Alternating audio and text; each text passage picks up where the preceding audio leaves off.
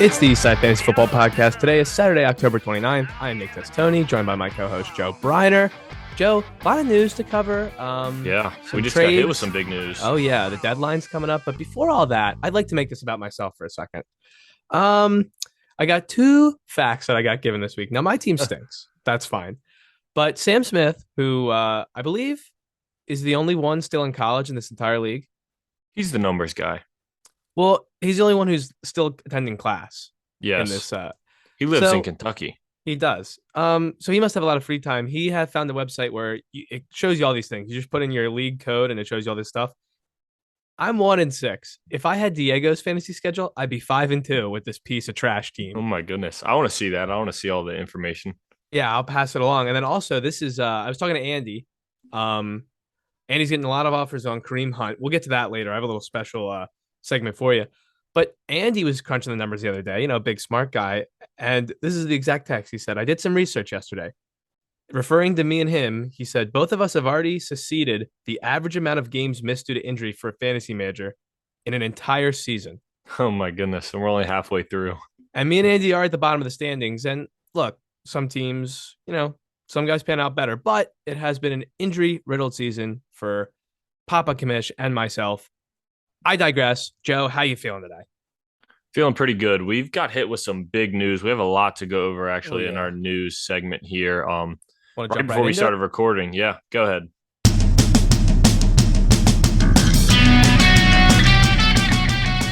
All right, well, let's just go to the one we're talking about first. Yeah, breaking news. Jamar Chase, who I believe left or was sidelined, got injured right before halftime of last week's game. He came back and still played and had a great game. Now he hasn't been practicing, and now they're saying with a sore hip, all of a sudden he's expected to miss 4 to 6 weeks as we're getting this news. We're recording on Thursday, so crazy that this guy could be out for a month plus. I really don't know where it came from. I was telling you before we started recording that I had it in the show doc for Jamar Chase with a, quote, sore hip, and he's not practicing on Thursday, which is today. And then all of a sudden this came out of nowhere. I don't think that there had ever been a hint that he was expected to miss time, and odds are he ends up on the IR here with expecting to miss 4 to 6 weeks. So I'm pretty shocked. Yeah, and very upsetting. One of the better fantasy wide receivers. Yeah. Very explosive to watch. You're upgrading everybody. T. Higgins, Tyler Boyd. I think Hayden Hurst gets a big bump. He was already playing extremely well this year in the thin tight end market. But I do really like Hayden Hurst. With him missing this time. Let's stay on the injury news. Mike Williams, we saw that hit the way he landed awkwardly underneath the defender. They're saying he's going to miss a minimum of 4 weeks with a high ankle sprain. Wasn't put on IR, and I believe the reason is this. The IR rules state you have to miss 4 games, not 4 weeks. They're on bye this week. Yep. So you, in some leagues like mine, I know in ESPN, you can, if someone's out for a week, you can throw them on IR. In other leagues, you have to use the IR spot strictly for someone on IR, so he's not eligible there. But Mike Williams is going to miss some time. Yeah, this one was expected. With the high ankle sprain, I know that at first they were hopeful, but with the high ankle sprain, I don't think I've ever seen somebody not miss time when you have the high ankle sprain, especially if you're playing like a running back or wide receiver position where you have to make cuts. It just makes it extremely difficult for those kind of guys to go out there and perform at 100%. So I'm not expected the timeline, maybe a little bit more than I was initially thinking, but it just makes sense that he's going to be missing some time. Deebo Samuel hamstring was not spotted at practice on Thursday, not looking very likely for him. Alan Lazard, his shoulder, he said he heard a snap, crackle, and pop. And I don't think he was eating Rice Krispies. And his left shoulder, probably a no-go for Sunday Night Football. Zeke, his knee, that awkward injury where they said it was a hyperextension, and I heard today it's like kind of leads to a bone bruise behind the kneecap. He wants to play. It'll be really interesting to see what they do, even if he does go out there, because they are on bye the following week. So Zeke probably in a limited capacity. His projection actually did just recently drop down to 0. And Tony Pollard is up as if he's the projected starter now. So we haven't seen him practice yet this week. Tony Pollard has the bigger projection. Not looking good for him to play. With the bye next week, I think it just makes sense for them to give him a 2-week rest, Yeah. All right, let's get to the more positive stuff. Kadarius Toney traded today to the Chiefs for a conditional third and sixth round pick. I scooped him up because I got nothing to lose in this league. I dropped a warrior. Conk, conk, goose, goose. Maybe I'll get him back. Who knows? But yeah, it's interesting because really they've been getting it done, especially recently. It's just not what you want where it's one guy. It's kind of spreading out to all the MVS. I mean, if anything, Sky Moore's done. You could drop Sky Moore. But Juju is still getting his stuff in. Who am I missing here? Is that really the two? MVS, Juju, Travis, yeah. Sky Moore, Mecole Hardman. Hardman had the big day. That's who I think I was. But, I mean, it's very interesting. Let's see if he plays. You texted him earlier today, Joe, about potentially picking him up. And I said, I know I gave a cliche answer. They traded for him for a reason. But the thing is, like, who knows how real his injuries are? Because there was something more wrong with that relationship there. Yeah. So they wouldn't trade for him unless they knew he was going to be able to get out onto the field and help them. He's obviously a very talented player. Maybe in a different organization, things go a little better for him. That's all I'll leave it at. Yeah, it's the reason I was texting you about it because he was available in one of the other leagues. And I was kind of wondering if you really could see the role for him in that offense because I was debating on picking him up. I had a couple other rookie wide receivers that I'm not necessarily in love with that I could have dropped, but was kind of just looking for your opinion because it's already been like pretty murky in that wide receiver room. Juju's kind of taken that role recently, even though I know Mecole Hardman had 3 touchdown day, but Juju's been that number 2 guy behind Travis Kelce. So definitely curious to see. I mean, they traded some pretty good capital with the conditional third. I mean, you would assume when you're trading for somebody like that, you're going to use them. So I guess we'll see. He's still not 100% healthy either because he wasn't practicing. Yeah, and again, like we'll see what it's like. The Chiefs are on bye, so he's going to get time to practice. Yeah. We'll see that. And also, I just think, like, he's still super young. Obviously, has not really proven a lot, but his ceiling is higher than any other wide receiver in that wide receiver room right now. Would you agree with that? Yeah, I would agree with that. I mean, we've seen in the past what MVS is kind of as a wide receiver. We've seen, obviously, in the past who Juju is as a wide receiver. Kadarius Toney, I mentioned to you also he kind of fits that Juju role, so it's kind of shocking to see considering Juju's finally like coming on his own maybe. And Kadarius Toney, you would assume, would take that slot role, so it's very up in the air, but it's kind of exciting because we've seen what Kadarius Toney can do when he is given the ball on the Giants, so if he turns into that similar player, you would think that he would benefit from being in this Chiefs offense. Russell Wilson is ready to roll. Ready to roll. Sunday morning. Ready to roll. Shout out according to Russell Wilson. This guy, I mean, I don't have to say anything. Everyone's seen the things he did on the plane. Like, what a nerd. This guy is such a loser. Like, he is a loser. I mean, come on. I hope man. he throws the ball to Cortland Sutton this week. I don't give a damn about this, like, stupid stuff where he's doing high knees or mountain climbers on the. Yeah, apparently plane. He was going through a whole freaking Who cares workout. About that? I don't care about, like, him bragging about that. I mean, is it super lame? Yes. But then he brags about, I watched 2 hours of film on the flight. Like, I don't think that's super uncommon. You know, the guys have watched film on the flight? Never. I mean, come on, They've actually never done that before. Never. Okay. So, next piece of news, obviously, right after we got done recording on Monday, we were talking about Breece Hall went down. Later that night, the Jaguars turn around and trade James Robinson to the Jets. And the Jets have said they're going to use the hot hand approach for the running back situation. It just all fits super perfectly because we talked about how Breece Hall was out and like Michael Carter and Ty Johnson are the answer. And we also talked about how the Jaguars were phasing James Robinson out. He had 0 carries. So everything kind of goes well together. I think Michael Carter is kind of a sneaky undervalue right now because James Robinson's not good. He wasn't playing well. He's also never been a pass catching running back when he has played. Yeah. So I do think that Michael Carter, to me, as of now, obviously we haven't seen James Robinson's role in this offense yet. And we probably won't this week either, considering he's just going to get there. But Michael Carter seems like the guy I would rather have as of now because I think he'll get the passing game work, which I believe will be more valuable for this offense. So that's kind of just my opinion before it's even happened. I agree. So that's the news. Joe, do you want to get into the Monday Night Football recap between This the the Chicago Bears. stinky Monday Night Football recap. Let's do it. What do you mean? There's some electric plays here. Bailey Yeah, Zappi almost put Mac Jones. fantasy wise though. I Oh, well, mean, the yes. Bears scored 33 points, and who did you want to start in that game? David Montgomery found the end zone, but Khalil Herbert got so much work too. But Justin Fields threw yeah, the ball 21 times. That might be a record. yeah, I'm sure he still hasn't caught Joe Flacco passing yards. I don't know if you want to look at that, but I'm sure he still hasn't. I can't. I think it's close. Or passing attempts, He definitely whatever hasn't you caught him in were. attempts. Yards, he might be close. Which one were you tracking? Was it I was yards a or? tracking attempts, but then I was more wowed at the fact last week that he hadn't caught him in yards either. Yeah, Anyways, Justin Fields, fantasy wise, got it done. 14 carries, yeah, he looked 82 really yards good, and a touchdown. scrambling like a madman. Threw a pick, did throw a touchdown where he kind of got crunched. He was like sandwiched. But again, nothing to be super happy about. Khalil Herbert caught the touchdown pass. Darnell Mooney, 353, 6 targets. I mean, again, it's a real wasteland in the Chicago passing game. Ramondre Stevenson, 8 for 59. There you go, Joe. Looking pretty good. Yep, Ramondre Stevenson's love been that. really good. I Yeah, don't he remember, has. was what I'm assuming because I was kind of checked out. Damian Harris was not active for this game. He was. He was, huh? He only got like 3 carries though, I believe. I'll check that real quick. Oh, he is. Yeah, the 3 carries for 8 yards. Exactly. Yeah, three Ramondre, carries for 11 eight for yards. 39.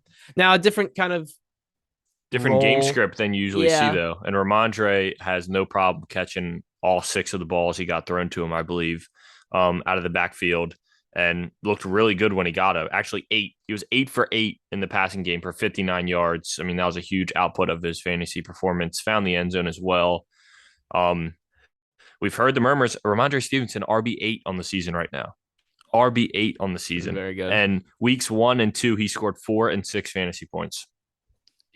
I mean, he's taken advantage of the opportunity he's gotten. It's definitely a question mark going forward with when Damian Harris continues to get more healthy, if that will still be his backfield or not. Maybe the 1A role that Damian Harris used to be in, Stevenson may have that now.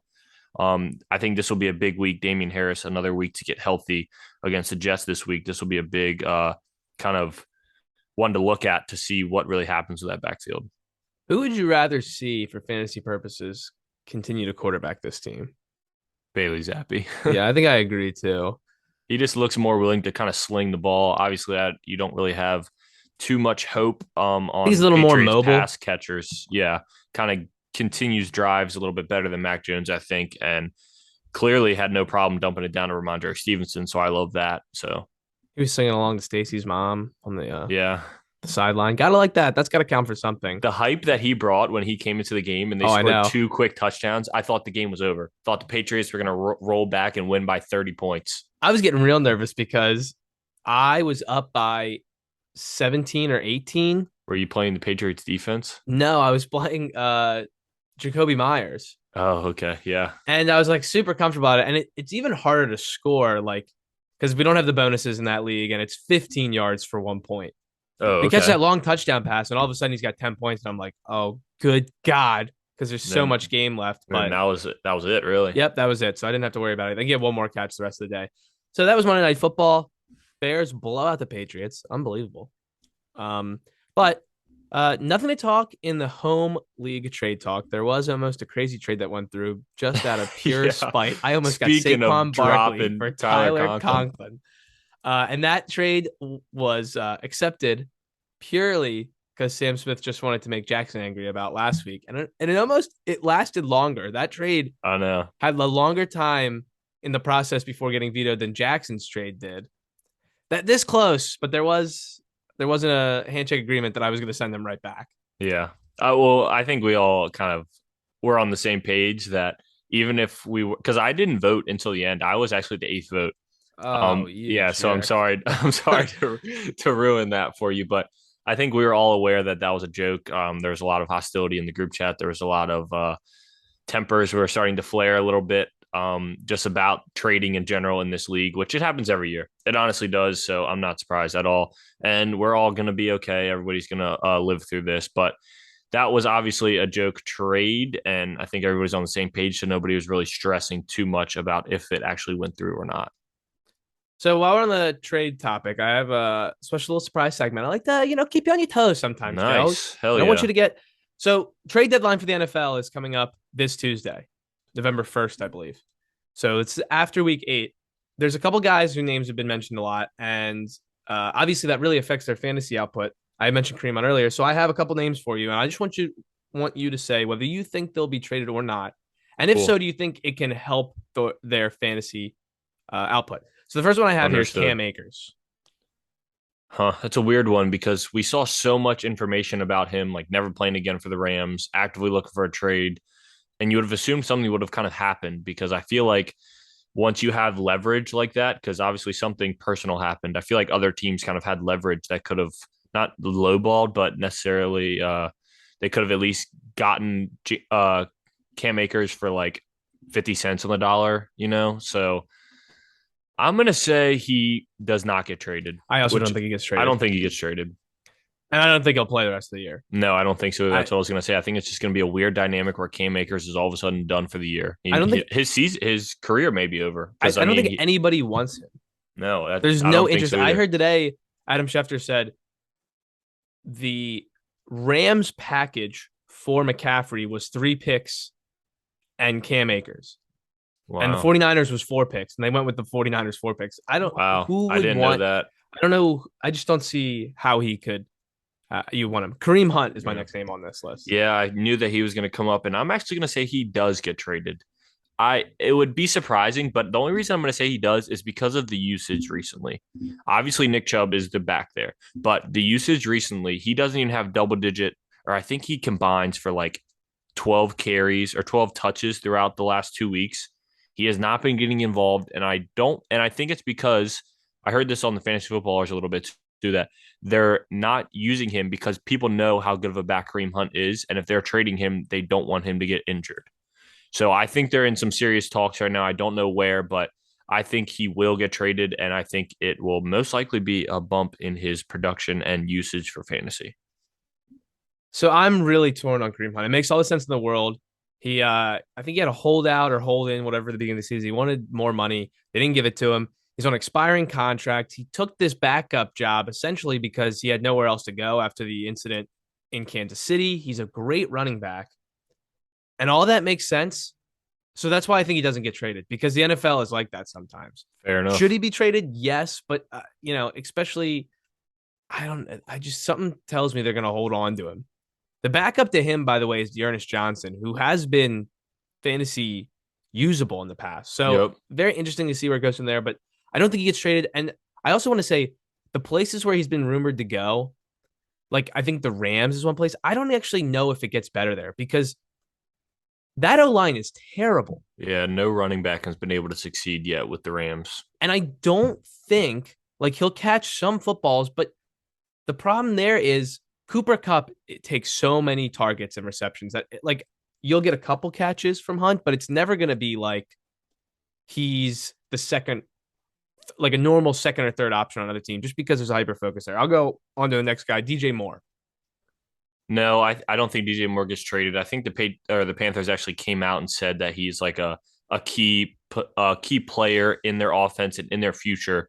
And I think that they're going to keep DJ Moore. I don't really have many other reasons why. I just think he's the guy in that passing game. They already got rid of Robbie Anderson, Christian McCaffrey. I think he's the one that they're wanting to build on. Maybe with Matt Corral, maybe with a different quarterback for the future. I also have him not getting traded. So that's 3 for 3, not for me. And I actually think his best fantasy output comes from staying on the Panthers. He is the only option there right now. I mean, he clearly made use for Christian McCaffrey being gone. He finally had a big day. You'd love to see that for DJ Moore. All right, these last three wide receivers, these ones get real spicy. Jerry Jeudy. I knew he was going to be one of these guys. I hope he gets traded. I'll I say do too. that. I hope he gets traded. And yeah, not only for Cortland Sutton, but because Jerry Jeudy should be a number one or even a number two wide receiver somewhere where he's actually getting the true usage. You know, he's got all the talent in the world. Um, a little bit of drop trouble, but I think he should be in a Yeah. place. I think he should be in a place that wants to feature him because I really don't think Denver wants to feature Jerry Jeudy. No. I don't know why, but that's the vibe I get. I think he does get traded. And Denver, it's been tough. They're paying Russell Wilson a ton of money, but they paid Cortland Sutton and they paid Tim Patrick, if you remember Yep. that. Yep. He's still on his rookie contract. He has another year after this. I think he does. I don't think they're extremely happy with him. And I saw the stat you're referring to where like his catch rate is the lowest of like Yeah. anyone in that thing. I don't think all the blame can be put on him there. He's not been dealing with great quarterback play since he's been on the Broncos, but I think Jerry Jeudy gets traded and I think it gets better for him. Brandon Cooks. One more thing about Jerry Jeudy. I think the state of the Denver Broncos, like record wise and where they are in the season, I think that takes a big play into And why their I believe division. he probably will. Yes. Yes. Good point. Brandon Cooks, no, I don't think Brandon Cooks will get traded. I think kind of like DJ Moore, I think he's a focal point to that passing game. Brandon Cooks kind of has been underappreciated his whole NFL career. He's been Been traded traded a lot. around. He's been traded. Yeah, he's been traded around, but he's always gotten done wherever he is. And I think, although it hasn't been as to what we usually expect this year, him and Davis Mills, I think that connection will still continue to grow, and I think that they're going to keep him. I think Brandon Cooks stays as well. And here's the last one. And I think I'm not the biggest fan of him talent wise, but I think if he goes somewhere else, especially in some of these places where it's wide receiver needy, it can get really better. Chase Claypool. Chase Claypool. Now, let me Maybe. say I wasn't certain. they did just draft Yeah. George Pickens and Deontay Johnson, who I thought was going to be the guy they let go of. They paid this offseason. Yeah, usually they don't like to pay their wide receivers. Unless your name is Antonio Brown, you really didn't get too many contracts for wide receivers. They've just always been known to hit on wide receiver drafts and really use them up on their rookie contract and have a cheap wide receiver core. That's a tough one. I'm gonna say he doesn't get traded only because I really haven't heard that much hype about it, and I don't necessarily know where he could have gone. So I'm going to say he doesn't get traded, although it does make sense considering they just drafted George Pickens. They did pay Deontay Johnson for two more years. It makes sense, but I don't have a real suitor for him, so I'm going to say he won't get traded. Green Bay. Yeah, definitely a thought. Anyways, that was just a little thing I wanted to pull up. Anyways, let's get into our starts and sits of the week. Let's do it. I'll kick us off. I have a guy that has not scored a touchdown this entire year. He was drafted in the first round, I believe. Actually, it might have been the start of the second. Was it start of the second? I think it was. Yes. Start of the second in our draft. Alvin Kamara. He was drafted by you, I believe. Yeah, he was drafted by you in the start of the second. He has been traded now. He is on Jackson's team. He has yet to score a touchdown in the NFL. This is Alvin Kamara. He once scored 6 touchdowns to win me a championship. I love Alvin Kamara so much. He will indeed score a touchdown against the Las Vegas Raiders this week. He is my running back start of the week. And my other start of the week, this is a wide receiver. Initially, it was Romeo Doubs. Not going to lie here. But as soon as I saw the Jamar Chase news, expected to be sidelined 4 to 6 weeks, this man, T. Higgins, just getting healthy, just getting back out there. He is going to be a smash play for the Cincinnati Bengals. He just turns into the wide receiver one. He was already, you could argue, he would get the similar target share to Jamar Chase, even when he was playing. And now that he's not, they're going to be playing against Cleveland on Monday night. And I think this will just be a smash play for T. Higgins. All right, so I got something a little different this week. I got 2 wide receivers as my starts and 2 running backs as my sets. I like it. George Pickens is my first start. It has only gotten better for George Pickens as the season has gone on. We just talked about how Claypool is in trade rumors. They obviously like to feature him, and Kenny Pickett likes to throw to him. They're playing the Philadelphia Eagles, not the easiest matchup, but the Eagles, what they do is they get up very early, and then they kind of, I mean, if you look at it, they score a ton in the second quarter and the first half primarily, and not as much in the second half. So I think the Steelers will be trailing for a lot of this game. I believe Darius Slay will be on Deontay Johnson more than George Pickens.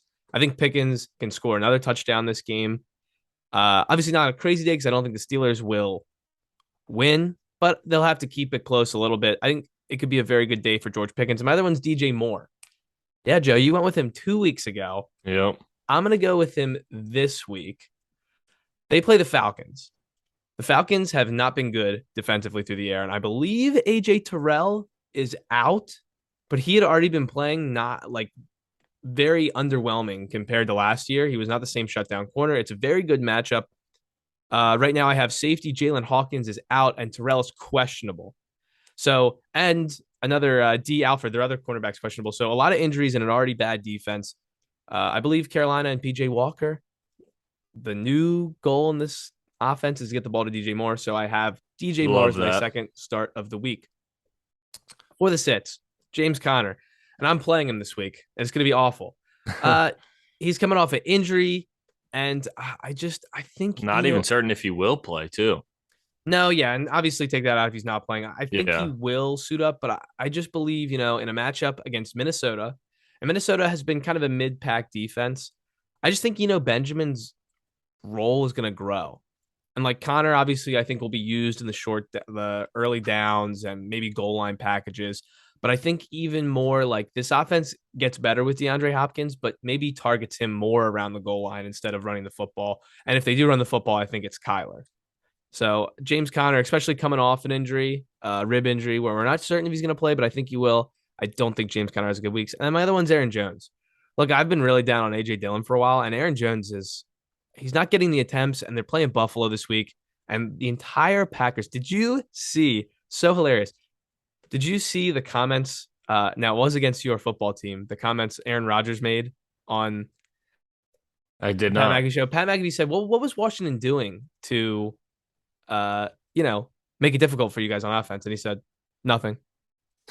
He said, "We just did not play well." The disrespect. He said they have very talented players over there. They have good personnel, but as far as schematically, they weren't doing anything. We were just making tons of mistakes. Not surprised, anyways. And I just don't think it's it doesn't get any easier with Buffalo. So Aaron Jones, I think, add him to a list. He will probably have a very down week. Yeah, Aaron Jones was almost my sit of the week. The only reason I did not put him on there is because of the passing work he got last week, and I could see it be similar to that, but we'll find out. My sit of the week is actually similar to yours, guy coming off an injury. Rashad Bateman did play last week, but they're playing Thursday, so you guys will be hearing this after the game. So I could be sounding like a genius right now, or I could be sounding like an idiot right now. Rashad Bateman is not going to get involved in this game, I don't think. I think Mark Andrews has a big bounce back week as long as he plays. He's dealing with an injury too, but your passing game runs through Mark Andrews. Rashad Bateman, the only way he's been getting involved is on the deep shots. I think that the Bucs secondary will be good enough to hold off Rashad Bateman. And if there's a slim chance that he doesn't play. So if you're listening to this right now, Rashad Bateman did not play. My second pick, this is kind of a weird one. Uh-oh. Saquon Barkley. I'm sprinkling in a little Saquon Barkley sit against Seattle. This is a terrible pick by me against Seattle. But listen to me. Saquon Barkley has been insanely involved in this offense, obviously. He's due. I'm calling the Nick Chubb due theory. He's due for a bad week. Seattle Seahawks are going to win this game. I'm sorry, this is almost like just all terrible news for Jackson. Even though, what the hell do I know? But I'm saying Saquon Barkley, he might find the end zone, but I don't think he's going to get above 15 fantasy points, and I think that is sit worthy for Saquon Barkley. I'm going to go ahead and put that on the board. You know what? Fuck it. This is my second. And it's just a little sprinkle. Saquon Barkley under 15 fantasy points this week against the Seattle Seahawks. Their passing game in Seattle and with Kenneth Walker they're going to get ahead of the Giants. The Giants are going to come crawling back like they always do, but I think Seattle notches them out this week, and I think Saquon Barkley does not have a fantastic day. And I'm saying it that way because Saquon Barkley is also obviously a great running back. It's hard to say sit him, but I'm just saying he's not going to have one of the big weeks that he's been having recently. Joe coming out with the fire. Maybe you never know. Maybe just trying to stick it to Jackson after last week or earlier this week. No, that's what I was saying. It's going to sound like that because I also said Seattle's going to win, and that's definitely not what I'm doing. But stick it, Jersey boy. All right. I just like to find. I don't know. I did the Nick Chubb thing. I like to find something that I just feel, and for some reason, I'm a Saquon Barkley down week. That's all I got. All right. Well, that was our starts and sits of the week. We're going to hit a quick break, and then we'll get into the Sunday matchup preview.